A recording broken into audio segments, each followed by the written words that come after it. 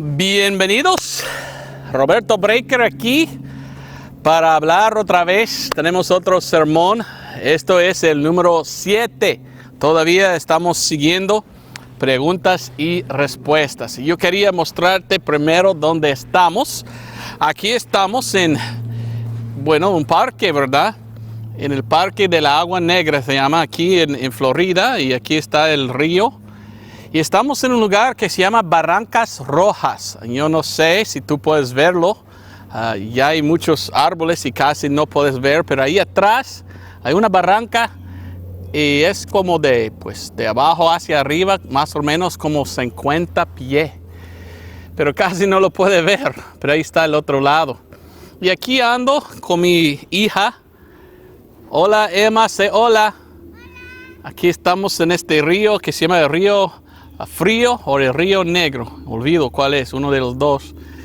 Y aquí estamos y vamos a estudiar otra vez 7 preguntas, como siempre. Siempre son preguntas que he recibido de correo electrónico o de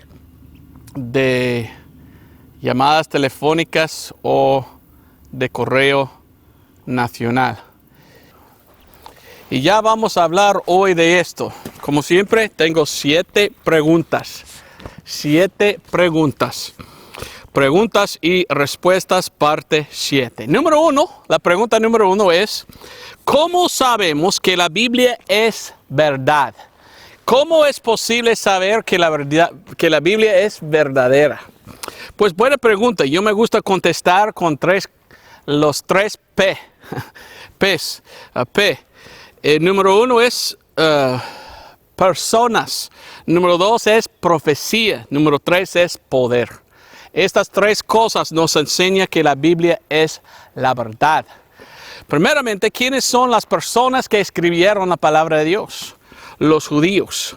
Y en Romanos 3, 1 a 2, la Biblia nos enseña así. Romanos 3, 1 a 2. ¿Qué ventaja pues tiene el judío? ¿O qué es el provecho de la circuncisión? Mucho en todas maneras. Lo primero ciertamente porque los oráculos de Dios les fueron a ellos confiados. Oráculos son las palabras de Dios, los libros de la Biblia. Había un rey antiguo que preguntó a uno de sus siervos: ¿cómo sabemos que la Biblia es la verdad? Y él contestó: pues por los judíos. Dios dio su palabra a los judíos y mirando a través de la historia del mundo, Dios trabajando con los judíos. Y la Biblia nos enseña en Romanos capítulo 11 que Dios no está terminado con la nación de Israel. Sabemos la historia y ya tenemos en la Biblia que llegó Dios mismo, el Mesías, a Israel, a su pueblo Israel. Y los judíos rechazaron a su Mesías. Y por esto Dios nos enseña en Romanos capítulo 11 que Dios dijo a Israel: ok, si no me quieres, si no quieres el reino, yo voy a ir a los gentiles y regreso más adelante. Y dice en Romanos 11 el apóstol Pablo que están en ceguedad ahora mismo los de Israel.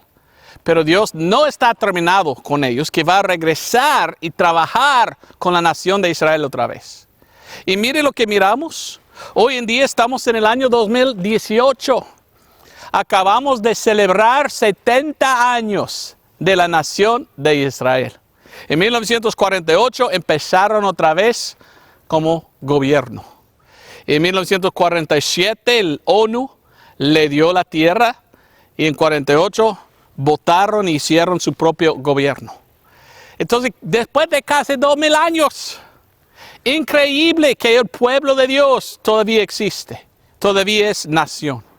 Y miramos que Dios está trabajando con ellos. Entonces yo veo que Dios es verdad, que Dios dio a ellos la palabra. Cada libro en la Biblia fue escrito de un judío, hasta Lucas también, creo yo. Y nosotros tenemos número 2, profecías. La Biblia es un libro de profecía, llena de profecía. Y leyendo la Biblia miramos, wow, una profecía de Dios, 100 años, 200 años, 700 años antes. ¿Y qué pasó? cumplió exactamente como era la profecía. Un hombre no puede hacer esto. Esto prueba que esta es el libro de Dios. Esto es el libro escrito de Dios. Vamos a 2 de Pedro capítulo 1.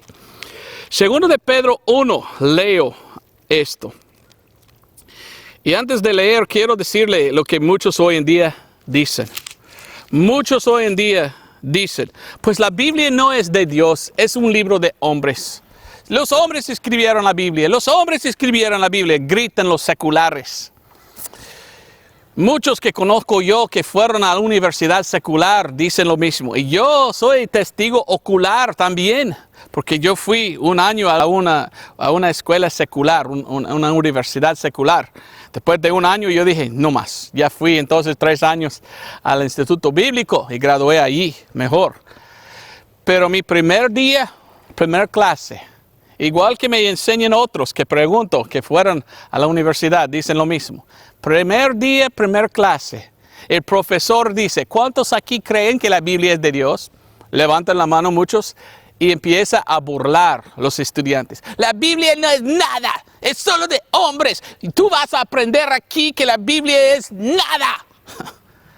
¿Por qué empieza a atacar la Biblia en el primer día, en la primera clase? ¿Por qué odian tanto a este libro? ¿Por qué atacan a esto y nada más? ¿Por qué no atacan a los libros de Robespierre, de Nietzsche, de otros, ¿verdad? De filosóficos? ¿Por qué es la Biblia que atacan y nada más? Porque sí saben que la Biblia es de Dios. Entonces yo creo que la palabra de Dios es de Dios, no de hombres. Y hasta la Biblia misma dice lo mismo. 2 de Pedro 2:20 dice, sabiendo primero esto, que ninguna profecía de la Escritura es de brevada interpretación. Está hablando de la Biblia, la Escritura es profecía. Versículo 21 nos enseña claramente que no fueron los hombres que escribieron sus propias palabras. Es que los hombres escribieron las palabras de Dios.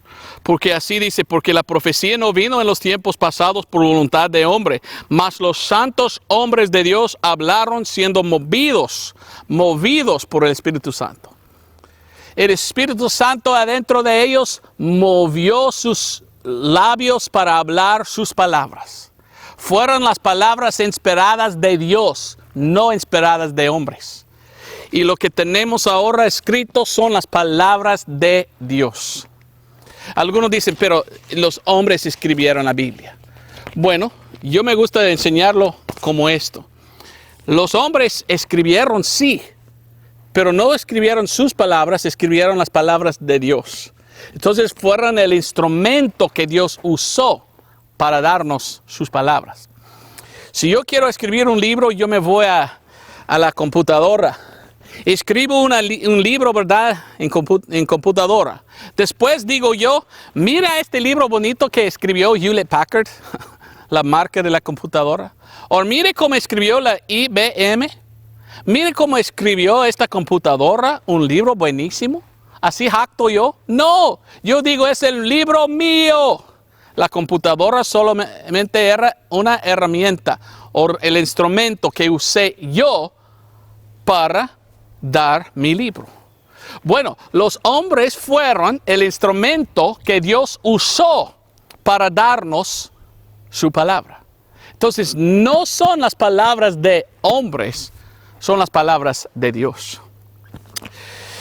Y tenemos la profecía. La profecía que hay en este libro prueba que es el libro de Dios, no de los hombres. En el tiempo de Alejandro el Magno, ¿verdad? Yo recuerdo leyendo que cuando vino de Grecia, ¿verdad? Alejandro el Magno entró a Jerusalén, y cuando entró a Jerusalén abrieron las puertas y los judíos salieron de la ciudad diciendo, ¡ya viene, ya viene! ¡Uy! Bien feliz. Y Alejandro el Magno dice, ¿y para qué es esto? Y ellos dijeron, mire, una profecía tenemos de Daniel que tú vas a venir. Y ya sabemos el tiempo y todo, la profecía que dice que va a venir aquel que es como cabra o algo, ¿verdad? Y tú eres aquel que estaba escrito aquí en la profecía, entonces pasa adelante. Venga adelante, entre. Entonces la Biblia es un libro de profecía. Y hay muchas profecías en la palabra de Dios. Por esto yo sé que esto no es solo de hombres. Yo sé que es de Dios. Solo Dios puede dar profecía que viene. Los hombres no. Yo no puedo decir, en 100 años de aquí va a nacer un hombre que se llamaba Eduardo, nacido en Detroit, Michigan, en los Estados Unidos, va a nacer con solamente 9 dedos de mano y él va a tener aquí a un lado una lunar y escribo así y ya viene. Pues no. Pero la Biblia escribe así, detalles de Jesucristo y su vida. Y ya viene Jesucristo, ya está cumplida todo. Solo Dios puede escribir un libro así. ¿Y cómo sabemos que es de Dios? La última cosa es por poder. La Biblia es un libro poderoso. Hebreos capítulo 4 nos dice esto.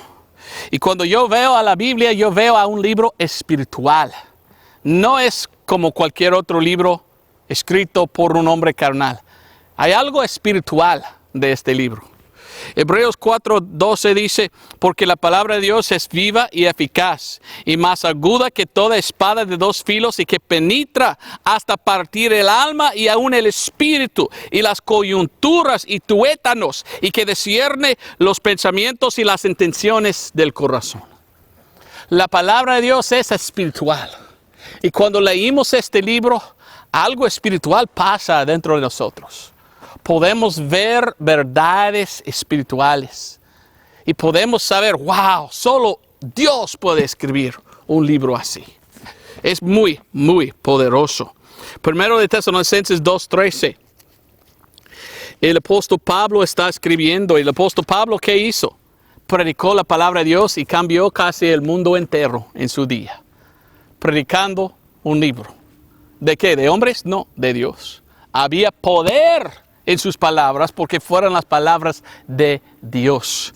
Y primero de Tesalonicenses 2:13 nos dice así. Por lo cual también nosotros damos gracias a Dios sin cesar, de que cuando recibisteis la palabra de Dios que oíste de nosotros, la recibisteis no como palabra de hombres, sino como ella es en verdad, la palabra de Dios, la cual también obra eficazmente en vosotros que creéis. La palabra de Dios puede obrar en su corazón. Si tú eres salvo, Dios puede usar su palabra a trabajar y hacer su propia obra en limpiarte, en cambiarte. Es un libro espiritual. Vamos a Jacobo 1:21. Jacobo, algunos dicen Santiago, pero la palabra Jacobo es la palabra más antigua, ¿verdad? Jacobo 1:21 dice que la palabra de Dios no solo puede obrar y cambiarnos, solo por la palabra de Dios podemos ser salvos. Jacobo 1:21 dice, por lo cual dejando toda inmundicia y superfluidad de malicia, recibí con mansedumbre la palabra implantada en vosotros, lo cual puede salvar nuestras almas. Dios nos dio la palabra de Dios para enseñarnos cómo ser salvo. Mire, no sé si has comprado tú un carro nuevo o quizás un carro usado, pero tú puedes ir a este compartimento de mantes o algo, ¿cómo se llama, verdad? Al otro lado del carro, ahí es una cosa y abre y puedes poner cosas adentro. Usualmente ahí está un libro. Y esto es el libro para el dueño del carro. Y esto es el Owner's Manual en inglés, el manual del dueño. Y este libro fue imprimido de la compañía que hizo tal carro, tal vehículo. Y enseña de dónde viene, qué es, y si está quebrado algo, cómo arreglarlo. Y es un libro para que tú sabes de dónde viene. Bueno, Dios creó al hombre y la mujer. Creó todo Dios. Y tenía que dar a nosotros el libro o manual del dueño, para que podamos leer, de allí venimos. Bueno, estoy quebrantado en muchas cosas. Aquí es como arreglarme cuando ando mal. Entonces la Biblia fue dado de Dios a nosotros para enseñarnos quién es y cómo ir a Él. Y sin la Biblia no sabemos. Necesitamos la palabra de Dios porque esto enseña a nosotros cómo llegar al cielo. Primero de Pedro 1:23 dice así: siendo renacidos o nacidos de nuevo, no de simiente corruptible, sino de incorruptible, por la palabra de Dios, que vive y permanece por siempre. ¿La palabra de quién? La palabra de Dios.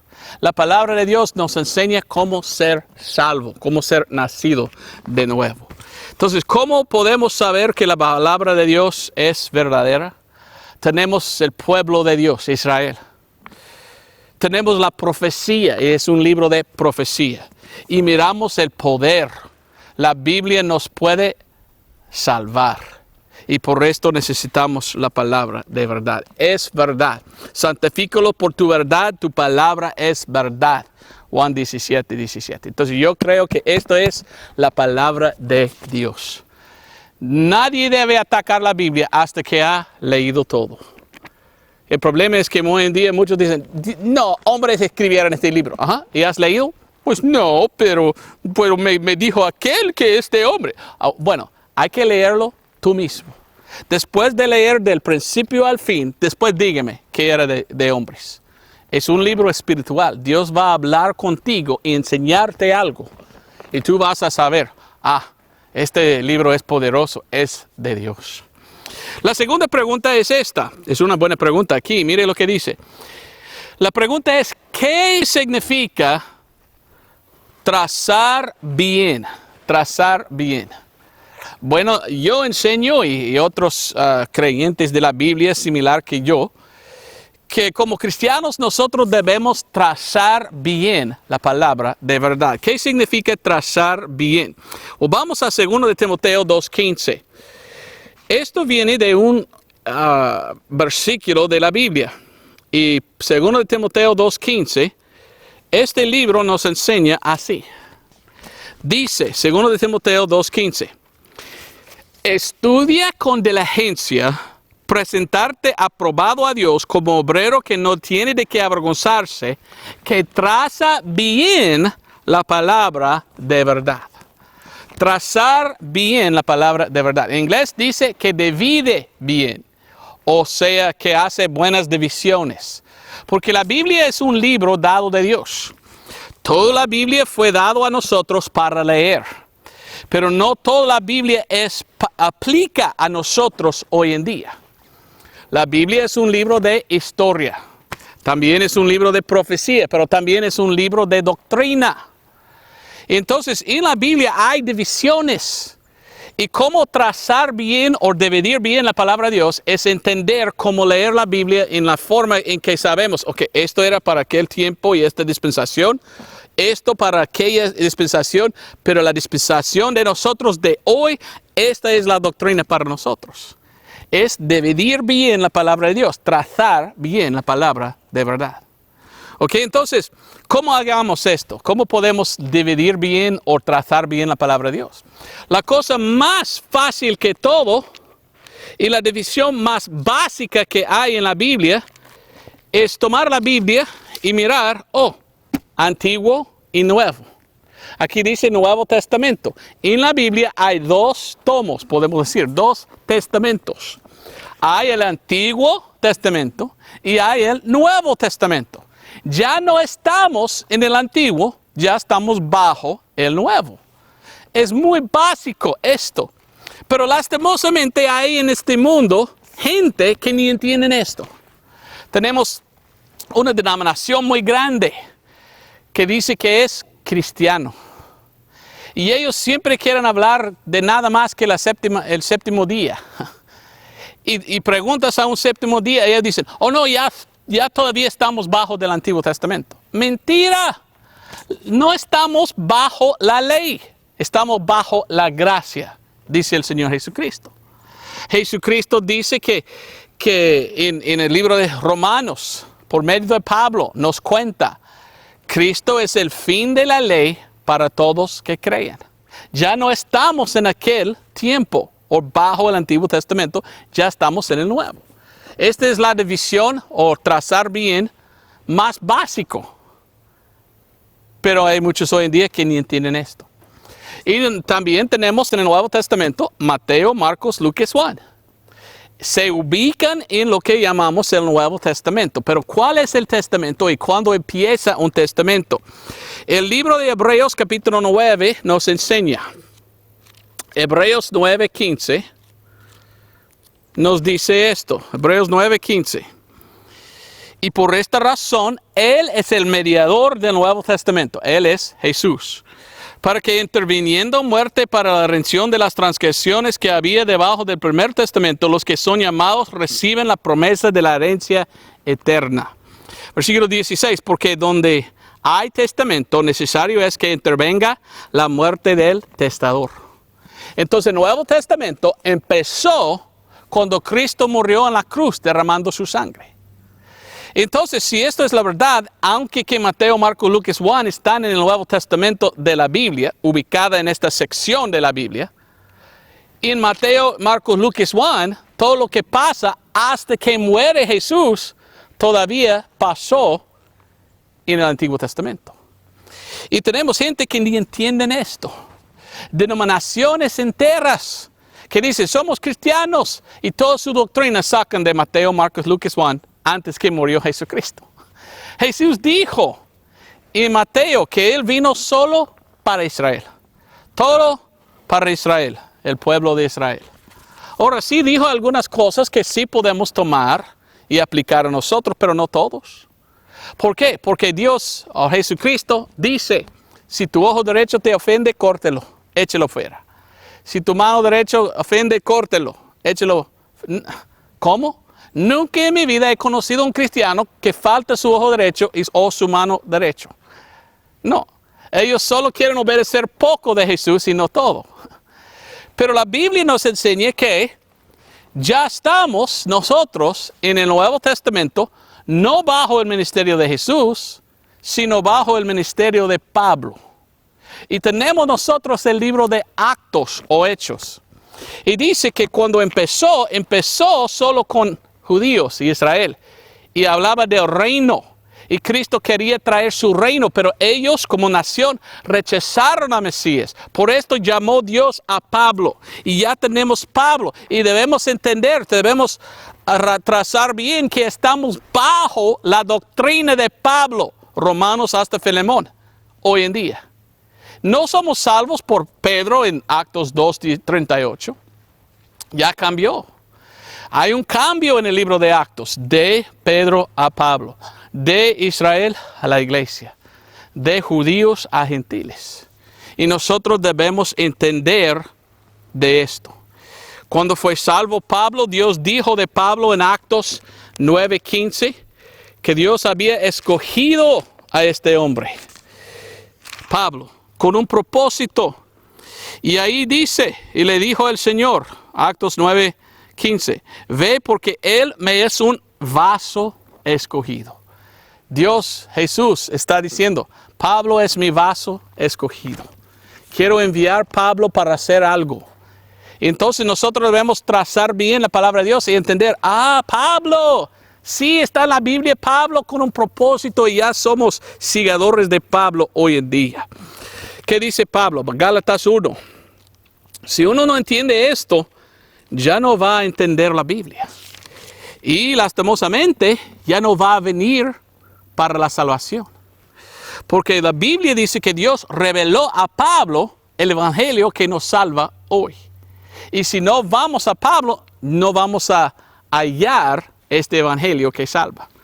Gálatas 1:11 dice, pero os hago saber, hermanos, que el evangelio que os ha sido predicado por mí no es según hombre. No. Dice versículo 12, porque ni yo lo recibí de hombre, ni tampoco me fue enseñado, sino por revelación de Jesucristo. Jesucristo reveló al apóstol Pablo el evangelio que nos salva hoy en día. Y Romanos 2:16 dice, oiga muy bien, en el día en que juzgará Dios los secretos de los hombres, por Jesucristo según mi evangelio. Algún día todos tienen que estar delante de Dios. Y Dios va a preguntar, ¿y el evangelio que yo di a Pablo? ¿Qué hiciste tú con esto? Lastimosamente tenemos muchas denominaciones en el mundo que dicen que son cristianos y tienen algo en común. Muchos dicen, yo no creo en Pablo. O Pablo, no queremos nada de Pablo. No, nosotros seguimos a Mateo, Marcos, Lucas, Juan y un poco de Actos. O ya estamos todavía en el Antiguo Testamento, no en el Nuevo. Y ya no queremos de Pablo. Pues son salvos. Si no ir a Pablo a recibir este evangelio que salva, ya no puede ser salvo. Entonces es muy importante trazar bien, entender la Biblia, cómo está trazada. Y entender, ok, comenzó así, cambió así, y aquí estamos, bajo el ministerio de Pablo, el apóstol a los gentiles, Romanos 11:13. Entonces Dios estaba usando a Pablo, reveló más a Pablo que los demás, y lo que él reveló es el evangelio que salva. ¿Cuál es este evangelio que salva? Es 1 Corintios 15, 1 al 4. Y si tú perteneces a una iglesia o una denominación o una religión que dice que es cristiana, que no predica a este mismo evangelio, estás perdido, con otros perdidos. Y todos están rumbo al infierno porque no entienden, que no trazan bien. Y son avergonzados, o deben ser avergonzados. ¿Qué dice el evangelio? 1 Corintios 15, 1 al 4. Dice, pero os declaro, hermanos, el evangelio que os he predicado, el cual también recibisteis, en el cual estáis firmes. Por lo cual, asimismo, si retenéis la palabra que os he predicado, sois salvos. Solo salvo por este evangelio. ¿Cuál es? Versículo 3. Porque primeramente os he enseñado lo que asimismo yo recibí, que Cristo murió por nuestros pecados según las Escrituras. Y dice, y que fue sepultado y que resucitó al tercer día según las Escrituras.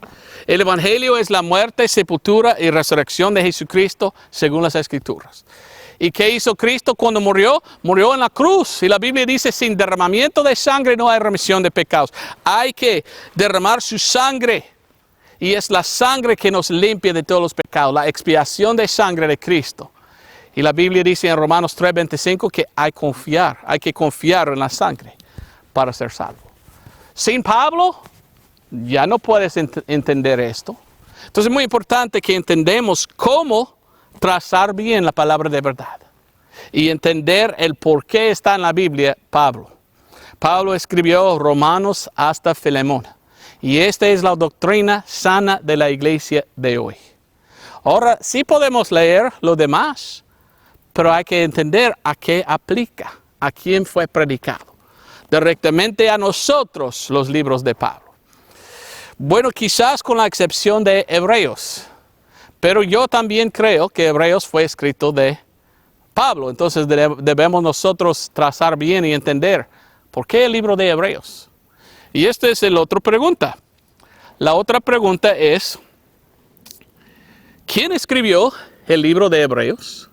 Bueno, yo personalmente creo que era el apóstol Pablo. Y para mí es muy interesante porque yo tengo amigos que piensan que no. Mis amigos dicen, yo no sé quién escribió el libro de Hebreos. Y yo digo, oh, ok. Entonces, ¿quién lo escribió? Y ellos dicen, ni idea, pero una cosa sé, que no era Pablo. ni idea tienen de quién escribió.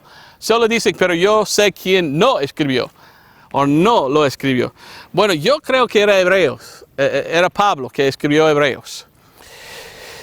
Y yo pienso que podemos leer el libro y entender. Primeramente, si no había escrito Hebreos el apóstol Pablo, solamente escribió entonces 13 libros.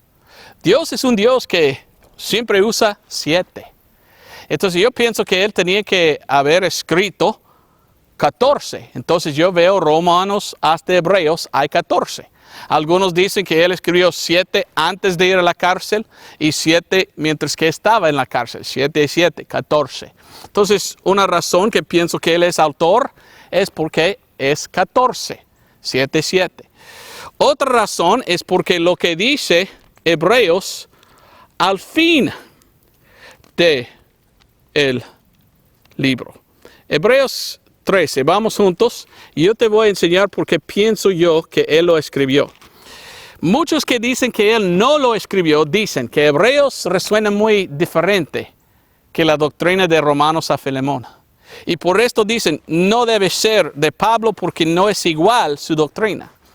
Y por esto dicen, entonces yo ni idea cómo explicar y por esto entonces voy a votar fuera. Muchos hacen esto. Si hay algo en la Biblia que no entienden, entonces ellos córtanlos con tijeras y échenlo fuera. No, no, no. Debemos trazar bien la palabra. Esto es estudiar. Lo que yo pienso, porque se llama Hebreos, yo pienso que Pablo escribió el libro primero en su ministerio. Cuando él empezó hablando a hebreos solamente.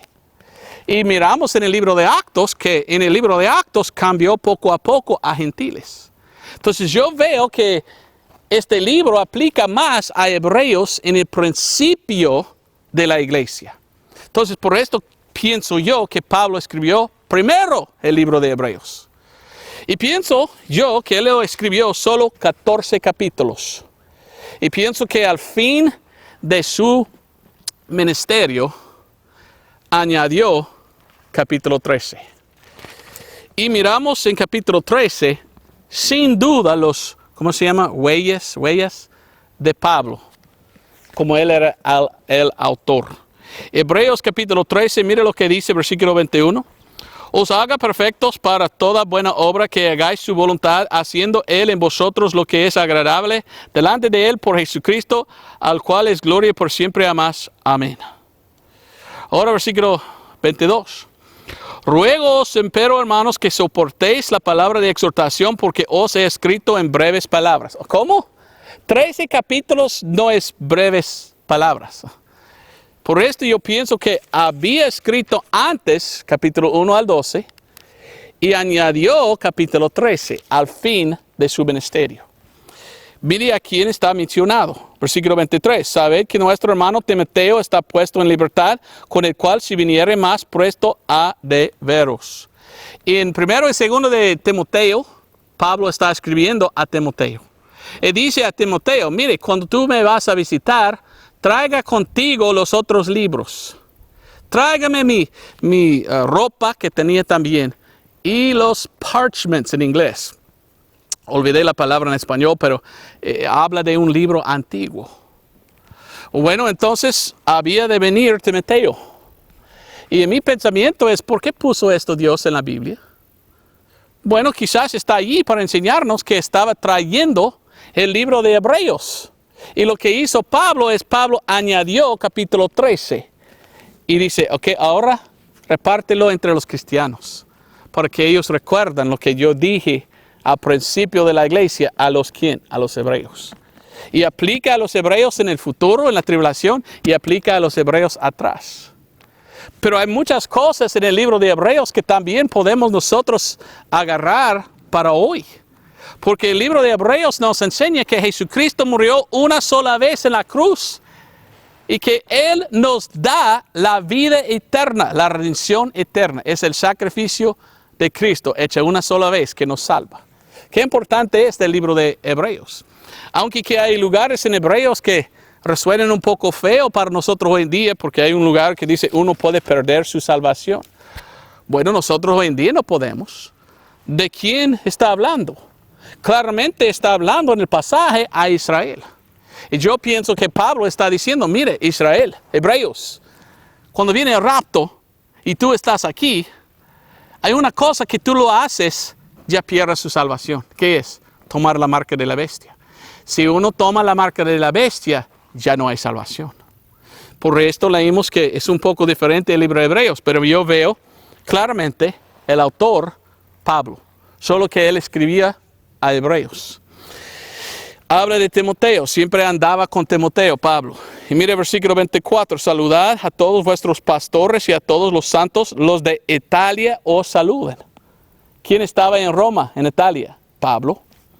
Y al fin dice, la gracia sea con todos vosotros, amén. En cada otra epístola termina el apóstol Pablo mencionando la gracia. Y dice como, la gracia del Señor sea con vosotros, o la gracia contigo, y cosas así. Entonces yo veo claramente que el libro de Hebreos fue escrito de Pablo, sin duda. Y yo quiero trazar bien la palabra de Dios y entender, y por esto yo digo, yo pienso era Pablo. Pero lo escribió primero, Porque si tú vas a Hebreos capítulo 6, Pablo dice tal cosa. Y esto vamos a hacer si Dios permite, dice.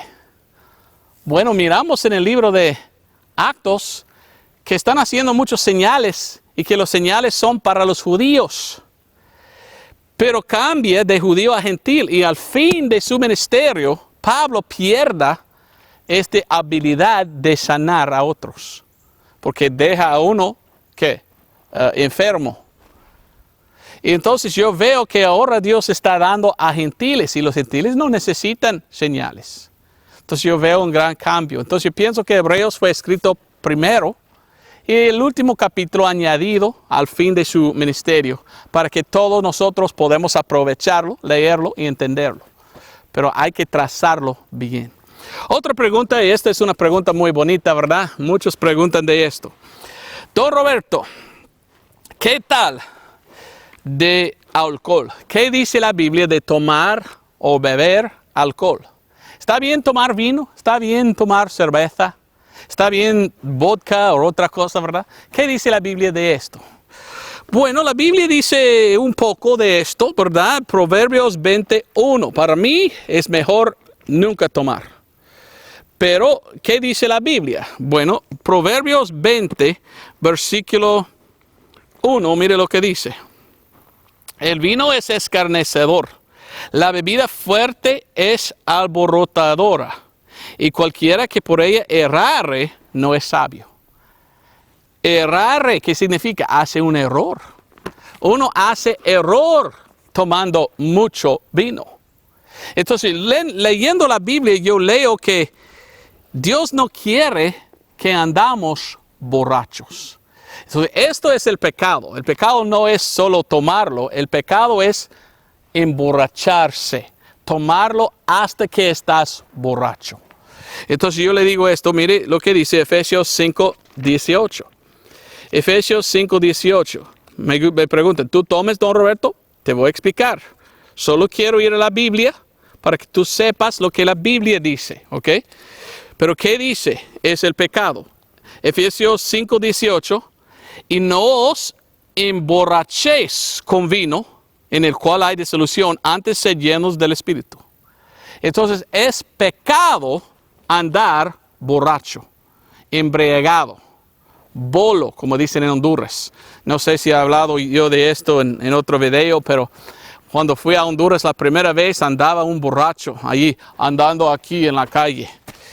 Y en Honduras, bolo es borracho.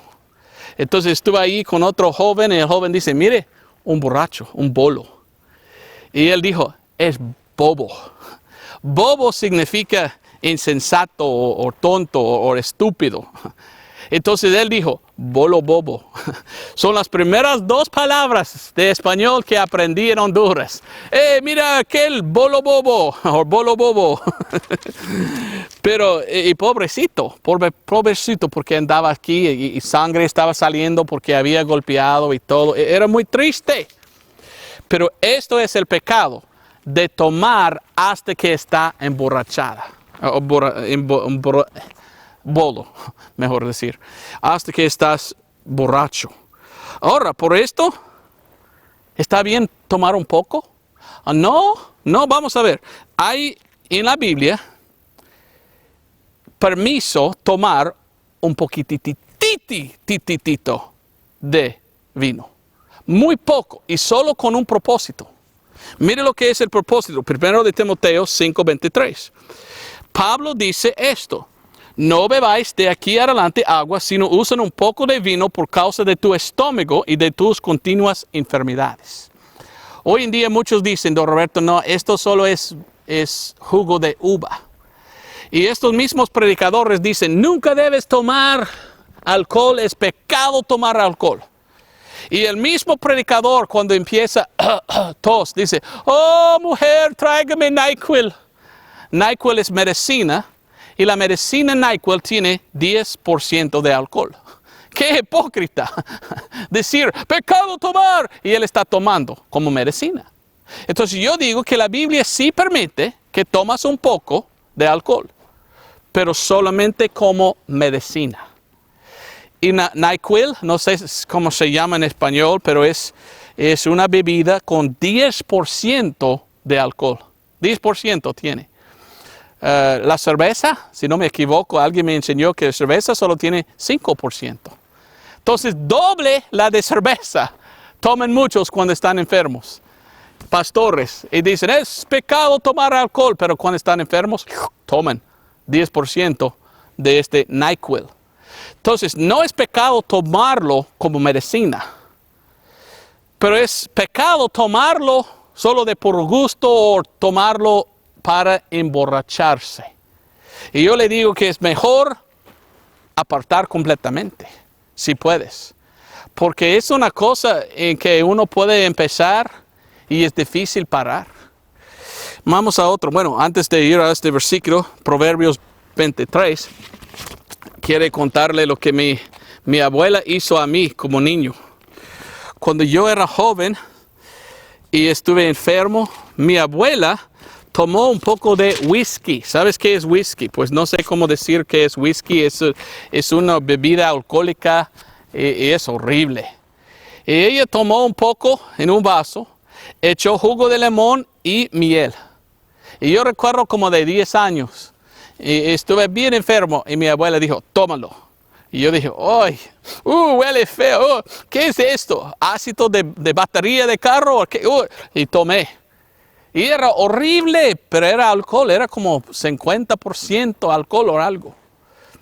Y yo no recuerdo mucho después de esto, sino que yo me fui a dormir. Y estuve dormido 13 horas. Y al levantar, estuve mucho mejor. Entonces yo sé que sí, el alcohol tiene lugar en que puede ser usado como medicina, pero debemos usarlo. Pienso que es mejor que evitamos completamente. ¿Sabes por qué? Mire lo que dice Proverbios 23. Proverbios 23, 29. Aquí la palabra de Dios habla de los que toman. Yo he conocido cristianos que dicen, oh, don Roberto, yo no estoy emborracho. No ando borracho yo. Tomo un poco cada día, pero nunca ando borracho. ¿Está bueno tomarlo así? ¿O qué dice la palabra? 23, 29. ¿Para quién será el ay? ¿Para quién la tristeza? ¿Para quién las rencillas? ¿Para quién las quejas? ¿Para quién las heridas en balde? ¿Para qué? ¿Quién lo amoratado de los ojos? Para los que se detienen mucho en el vino, para los que van buscando la mistura. No mires al vino cuando rojea, cuando resplandece su calor en la copa, cuando se mueve suavemente. Ni dice que debemos verlo. ¿Por qué? Al verlo queremos, ¿verdad? Codiciándolo es pecado. Mas al fin como serpiente que pica y como áspid da dolor. Tus ojos mirarán a las mujeres extrañas y tu corazón hablará perversidades. Los que toman mucho cambian. Y dice, serás como el que yace en medio del mar o como el que está en la punta del mastelero. Y dirás, hirieronme y no me dolió. Azotáronme y no lo sentí. Cuando despertare, aún lo tornará a buscar. Gente que toman mucho, eventualmente son adictos. Y cuando toman mucho, pues la primera cosa es cuando uno toma mucho, él quiere pelear, o él quiere fornicar, o él quiere, y cambia la persona bajo la influencia de alcohol. Entonces, para mí es mejor evitarlo lo más que puede, para que no tenemos la tentación de andar borracho. Para mí es mejor que ni tomamos. He conocido hermanos en Europa y de ellos dicen, nosotros tomamos vino todos los días cuando comimos. Ellos están acostumbrados a comer un poco o tomar un poco y nunca andan borrachos. Bueno, esto es su asunto, ¿verdad? Pero yo le digo, ten cuidado, ten cuidado. En los Estados Unidos, todos los fundadores de los Estados Unidos tomaron cerveza. Pero era muy diferente que hoy. En aquel entonces, el agua era sucia. en las ciudades especialmente, aguas negras con las aguas potables se estaban mezclando. Y a tomar agua, cayó uno muy enfermo con diarrea. Entonces ellos vendieron cerveza, porque el alcohol en la cerveza mató a la bacteria en algo de tomar. Pero una cosa para mí interesante, yo leí de Benjamin Franklin, uno de los fundadores de los Estados Unidos, bien conocidos, y él dijo, en aquel día la cerveza no era como hoy. Hoy la cerveza era 5% de alcohol. Y tan poderoso que uno toma 2, 3, 4 y ya está emborracho. Benjamin Franklin dijo que él había visitado todas las tabernas, ¿verdad? Todos los bares alrededor de Boston. Y él dijo que tenía tan chiquito alcohol cada cerveza que nadie pudo salir emborracho. Él dijo era 1% o 2%.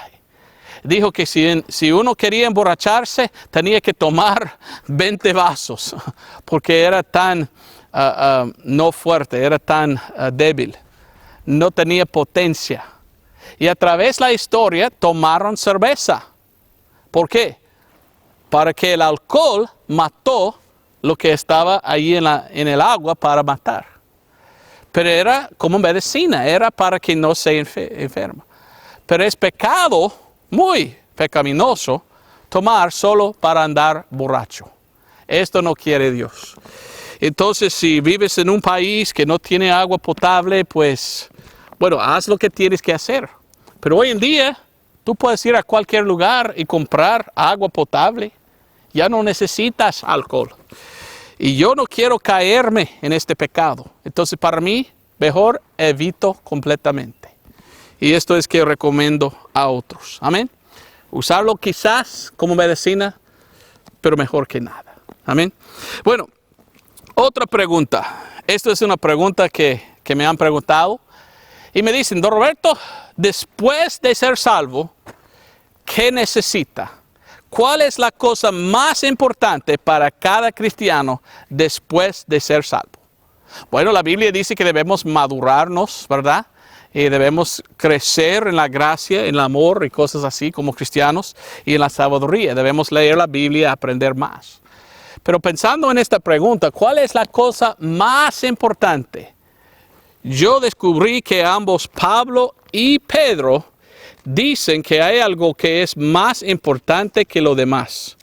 Y ellos ambos dicen que la palabra, dicen que la cosa más importante que todo es esta. Colosenses 3:14, 3:14 y 1 de Pedro 4:8. Voy a mostrarle lo que Pedro y lo que Pablo dijeron. Era más que todo la cosa más importante que tiene un cristiano. Colosenses 3:14, Pablo primero dice, y mire cómo dice, y sobre todas las cosas, mire qué importante es si es sobre todas las cosas, y sobre todas las cosas vestidos de caridad, la cual es el vínculo de la perfección. Entonces, sobre todo caridad. 1 de Pedro 4:8 dice casi igual. 1 de Pedro 4:8 dice casi igual, Pedro. Y sobre todo tened entre vosotros ferviente caridad, porque la caridad cubrirá la multitud de pecados. Entonces, según ambos, Pedro y Pablo, la cosa más importante para cada cristiano después de ser salvo es tener caridad. Tener caridad. Porque es importante. ¿Qué es caridad? Algunas Biblias cambian a amor, pero amor no. Amor está bueno que amamos uno al otro, pero caridad tiene más sentido esa palabra. Caridad es dar sacrificalmente, ¿verdad? Es un sacrificio, tolerar a otro, amándolo. Por esto, tanto que amamos, pues ayudamos. Entonces, cristianos deben tener caridad en que queremos ayudar a otros y edificar a otros y no odiar a otros. Yo he visto como un cristiano cosas nefandas, nefosas, como dicen otros. Yo he conocido gente que dice que son cristianos, que son llenos de envidia, de oso, quieren maldecir, quieren atacar a otros cristianos. Dicen, oh, tú eres un cristiano, bueno, tú eres del diablo, vaya, y atacan a otro. Así es como debemos andar como cristianos, atacando a otros cristianos. ¡Claro que no! Pedro y Pablo dijo, sobre todo, hay que tener caridad. Esto es lo que necesitamos. Si miramos a otro cristiano y anda en pecado, no debemos decir, ¡fornicario! Con caridad llegamos. Yo miro que estás viviendo en fornicación. ¿Sabes qué? Te amo y no me gusta lo que está haciendo ni Dios. Mire, podemos compartir con la Biblia cómo es pecado lo que tú haces y cómo puedo, hermano, ayudarte a salir de este pecado. ¿Ve la diferencia? Uno es gritar y ahora la persona va corriendo y el otro es, por amor, quiero ayudarte. ¿Cómo te puedo ayudar? Porque tengo caridad. ¿Ve la diferencia? Yo tenía en Honduras gallinas. Y me gusta cuando salen los pollitos. Qué lindos son los pollitos. Y yo quería a veces solo sentarme y mirar los pollitos yendo. Y yo vi una cosa y aprendí algo. Los pollitos van comiendo y quieren comer arroz quebrada y otras cosas. Y ellos van picando, picar. Y quieren picar. Pero si uno de estos pollitos tiene una mancha, ¿verdad? Quizás lodo o algo. Los otros empiezan a picar a la mancha de este pollito. Y todos van pensando, vamos a ayudar a nuestro pollito por quitar esa mancha. Y está bueno, ya no queremos manchas. Pero tanto que piensen, que pican los pollitos, que eventualmente sale sangre. Porque han abierto el piel. Y cuando sale una gota de sangre y este sabor de sal, todos vienen a picar aún más. Porque cuando empieza a gustar el sal, ya no pueden parar. Y pican hasta que muere el pollito. Y es muy triste. Al principio pensaban que estaban ayudando, pero picaron hasta la muerte al pobrecito pollito. He visto lo mismo con cristianos. He conocido cristianos que solo quieren gritar y burlar y atacar y hablar mal de otros. No vienen con la palabra es como agua que nos limpia, ¿verdad? Hermano, la Biblia dice esto, tú tienes esta mancha en su caridad o en su carácter o estás viviendo mal en pecado. Hermano, mire, con esto te ayudo. No, vamos a picar y picar hasta la muerte. Bueno, la Biblia dice debemos que tener caridad. Caridad es, hermano, te amo y no quiero verte en el pecado. ¿Cómo puedo ayudarte? Con la palabra te voy a leer los versículos y quiero en cualquier manera que puedo ayudarte para que para salirse de este pecado. Esto es caridad. Es importante que tenemos. Bueno, otra pregunta. Hemos ido a 1, 2, 3, 4, 5. Ya tenemos 2 más. Otra pregunta es esto. Si somos cristianos y llegamos al cielo, ¿vamos a conocer los otros cristianos ahí? ¿Vamos a reconocer uno al otro? ¿Puedo llegar yo al cielo y mirar, ahí está mi papi, y voy a reconocer a él? Cuando solo miro yo a su alma y él mira a mi alma. ¿Vamos a reconocer uno al otro? Bueno, la Biblia tiene muy poco sobre esto, pero vamos a leer 2 versículos y mi pensamiento es sí, sabemos quiénes son y vamos a reconocer quiénes son después de la muerte. Pero no tengo mucho de versículos que nos enseñe esto. Vamos a 1 de Juan 3, 1 al 2. Este es el primero. 1 Juan 3, 1 al 2 dice: mirad cuál amor nos ha dado el Padre, que seamos llamados hijos de Dios. Por esto el mundo no nos conoce, porque no le conoció a Él. Muy amados, ahora nosotros somos hijos de Dios, aún no es manifestado lo que hemos de ser. Pero sabemos que cuando Él apareciere, seremos semejantes a Él, porque le veremos como Él es. Nosotros vamos a ver a Cristo y saber quién es. Entonces quizás es lo mismo con un cristiano. Muere y su alma va al cielo y él va a conocer quiénes son los otros cristianos. Pues la Biblia dice que tenemos mente de Cristo, entonces pienso que quizás sí vamos a conocer. Otra pregunta tienen otros es, en el cuerpo glorificado, ¿seremos iguales? Para que el otro sabe quién soy. Bueno, espero que no. Espero que cuando viene mi cuerpo glorificado, espero que soy más guapo que ahora. No me gusta mirar a mí mismo en el espejo, ¿verdad? Porque tan feo que soy. Entonces por esto pido, Dios, por favor, dame un cuerpo glorificado que es más guapo que soy ahora, ¿verdad? Pero yo pienso que vamos a conocer el uno al otro. 1 Corintios 13:12 que dice, porque ahora vemos por espejo, oscuramente, mas entonces cara a cara. Ahora conozco en parte, mas entonces conoceré como soy conocido. El apóstol Pablo dice, me van a conocer como estoy conocido aquí. Entonces vamos a conocer el uno al otro. Entonces yo pienso que al llegar al cielo, ya vamos a decir, ahí está mi papi, ay mi abuela, ay, oh mire el abuelo, oh mire primo, y así, oh tío, ¿qué tal? Y podemos reconocer uno al otro, pienso que sí. Bueno, últimamente, la última pregunta, y esa es la pregunta que preguntan algunos, y ellos preguntan así, ¿podemos perder la salvación? Cuando uno es un cristiano, ¿puede perder su salvación? Buena pregunta, yo tengo videos ya en YouTube sobre esto, uno que se llama Una vez salvo, siempre salvo, la otra, la seguridad eterna. Porque la Biblia enseña en los libros de Pablo que cuando somos salvos, siempre salvos. No podemos perder la salvación. Pero en otras partes de la Biblia parece que es posible. ¿Por qué? Porque es otra dispensación. Es otro tiempo. Por ejemplo, en la tribulación. En la tribulación uno puede creer en Cristo y decir, soy de Cristo, seguidor de sus mandamientos, creo en Él. Pero si toma la marca de la bestia, ¿es salvo? No. Cuando uno toma la marca de la bestia, ya no hay salvación. Entonces yo veo que en otra dispensación es posible perder. Pero según el apóstol Pablo, es imposible perder la salvación hoy.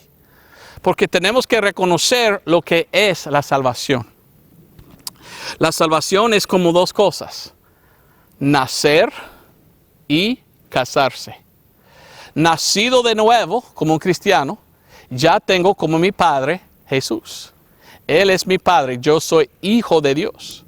Ahora que soy hijo de Dios, ¿puede cambiar eso? Yo nací de mi papá y mi mamá. Me llamo Roberto Breaker III.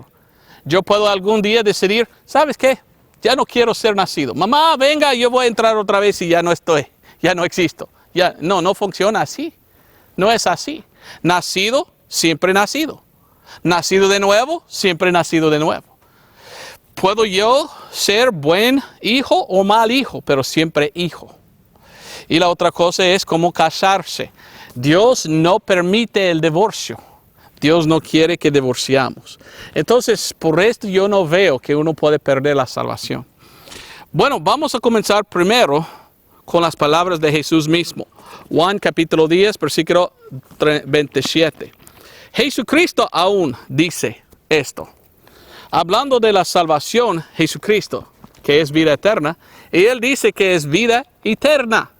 ¿Qué significa? Vida por toda la eternidad. Si uno puede perder la salvación que Dios ofrece, entonces Dios mintió. No era vida por toda la eternidad, era vida temporal. Esto no funciona, Dios no puede mentir. El regalo de salvación es vida eterna. Mire lo que dice el Señor Jesucristo. Hasta ahora hay muchos que quieran combatir, quieren argumento, ¿verdad? Sobre esto. Especialmente los de la iglesia de Pentecostés, ¿verdad? Ellos dicen, no, creo que podemos perder la salvación, ¿ok? Si quieres un argumento, vaya a combatir con Dios. Porque yo voy a leer lo que Jesús dice. Y Jesús mismo dice que no puede perder la salvación. Ve lo que dice aquí en Juan capítulo 10. Versículo 27. Mis ovejas oyen mi voz y yo las conozco y ellos me siguen. Y yo les doy vida eterna y no perecerán por siempre. ¿Ok?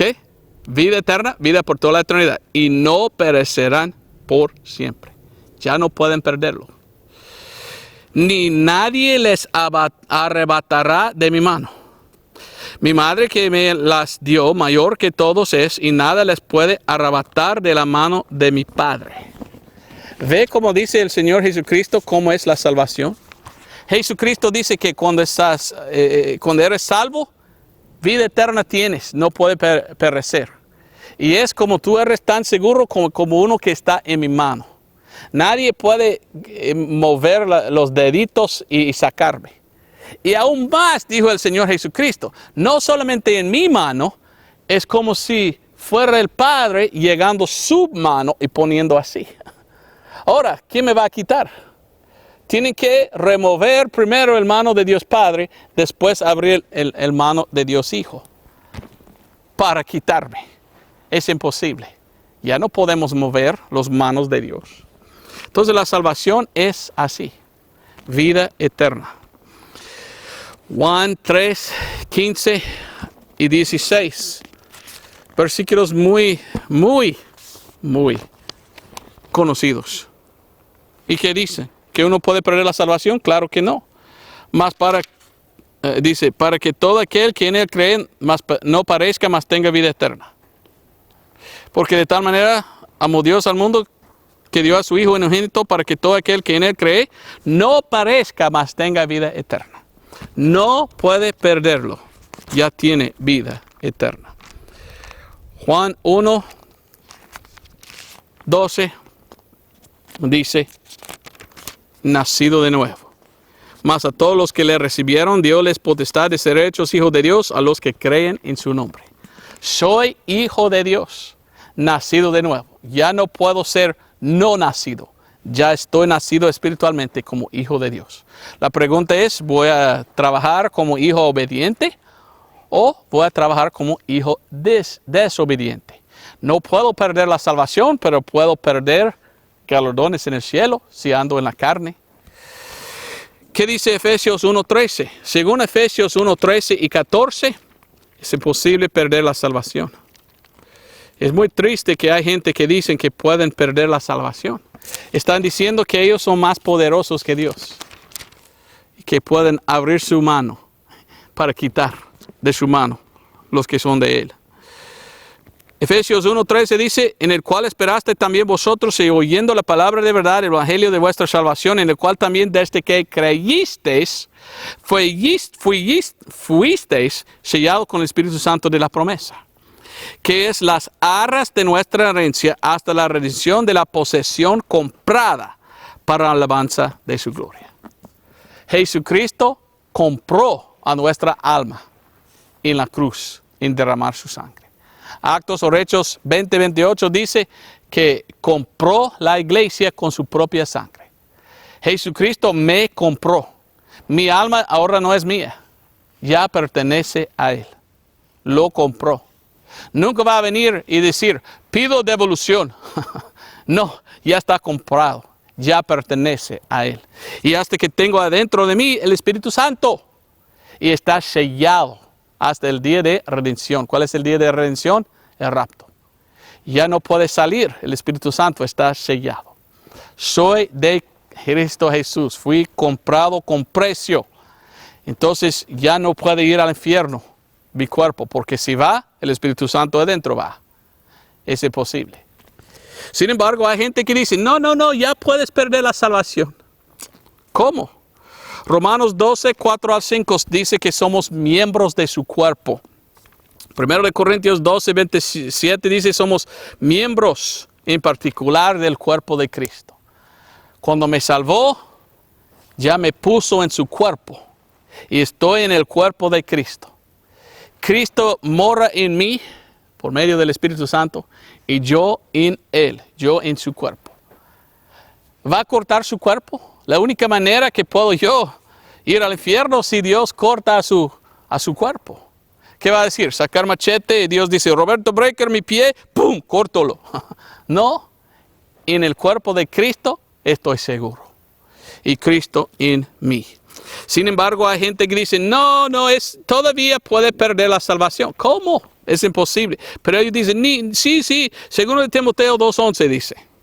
Ok, segundo de Timoteo 2:11. Ellos dicen, palabra fiel que somos muertos con Él, también viviremos con Él. Y versículo 12 dice, si sufrimos también reinaremos con Él. Si lo negamos, Él también nos negará. Y dicen, sí, si yo digo, Señor, ya no quiero ser salvo, ya no quiero a ti, ya podemos perder la salvación. O bueno, número 1, no leo bien. Número 2, no terminó. Vamos a leer el contexto. Leímos en el contexto, ¿ok? Si sufrimos, también reinaremos con Él. El contexto es reinar. Si lo negamos, Él también nos negará. ¿Qué va a negar? Algo en su reino. Galardones. Pero no está hablando que va a negarnos la salvación, porque mira el versículo 13. Si no creemos, Él empero permanece fiel, no puede negarse a sí mismo. Ando yo en su cuerpo, parte de Él, en su cuerpo, miembro particular, ya no puede negar sí mismo. En Cristo estoy seguro. No puedo perder la salvación. Hebreos 13:5. La salvación es entonces vida eterna. Es vida por toda la eternidad. Si puedo perderlo yo, Jesucristo es mentiroso. Porque no era vida eterna, era vida temporal. No mienta Jesús. Es como nacer de nuevo. Estoy nacido, siempre nacido. Ya no puedo no nacer, ya estoy nacido. Y es como casarse. Y Cristo dice que Él va a casar con su esposa. ¿Y qué dijo Él hablando de esto? Dice que somos uno en un cuerpo cuando somos casados. ¿Y qué dice Cristo a su esposa? Hebreos 13:5. Yo nunca te dejaré, ni tampoco te desampararé. Jesucristo siempre va a estar conmigo. Sí puede perder yo galardones, sí puedo perder comunión en este mundo con otros hermanos, sí puedo perder yo salud. Hay muchas cosas que puedo perder, pero mi alma no, porque pertenece a Dios cuando me salvó. Lo compró con su propia sangre. Entonces nadie puede perder la salvación. Entonces espero que fue una bendición esta enseñanza. Para mí sí, me gusta siempre contestar las preguntas que tienen. Espero que tú eres salvo, que tú entiendes, que puedes trazar bien, que has confiado en el Evangelio, que estás confiando en la sangre de Cristo. Pues gracias por ver este video. Nos vemos el otro. Dios te bendiga. Adiós.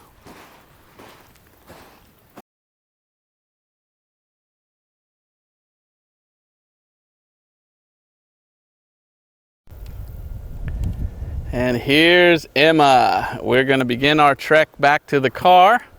And we thought we'd show you our little hike out here.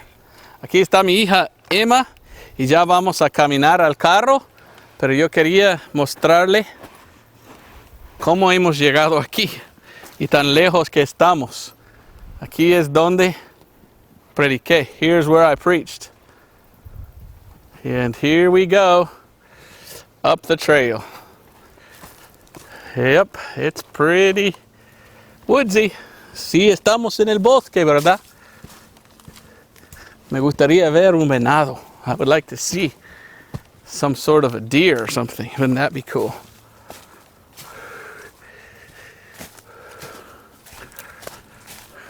Emma, stand still and I'll get you. Let me see you. Here she comes through the woods, the brave little Emma Lee. Okay, here we go. This is part of... Put a bottle cap on a tree. Yeah, look. Someone's been out here drinking Bud Light. Alguien estaba tomando cerveza ahí.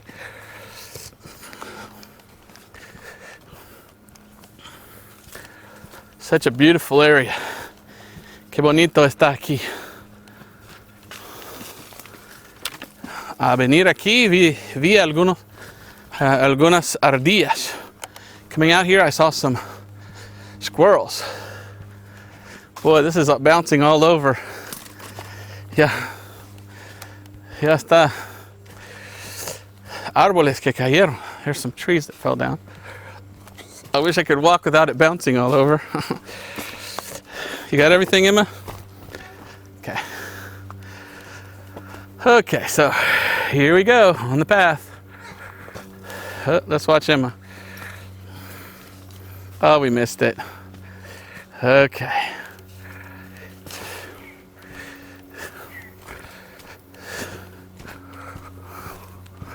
And of course, I got the river right down there. Can't really see it too well, can we? Ahí está el río.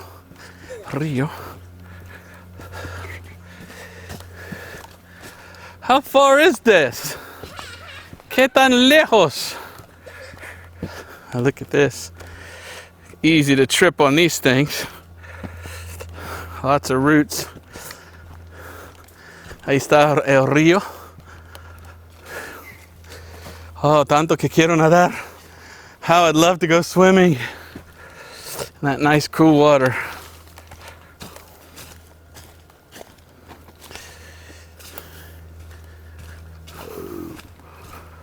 Here we go. Not far now. Hey, I can barely see the car. Hey, there's an oleander tree. Ahí está un árbol oleander. Era el árbol más favorito de mi padre. My father's favorite tree was an oleander. I think because he grew up on Oleander Street when he was little, if I remember right.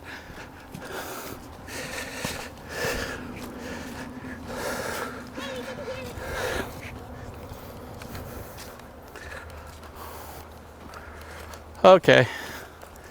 I think that's good enough. What do you think? All right, let me turn around and see you coming out. Hold on. Say bye. Bye, y'all. Say see ya when want to be ya. No. Diga adios. Adios, amigos. Okay.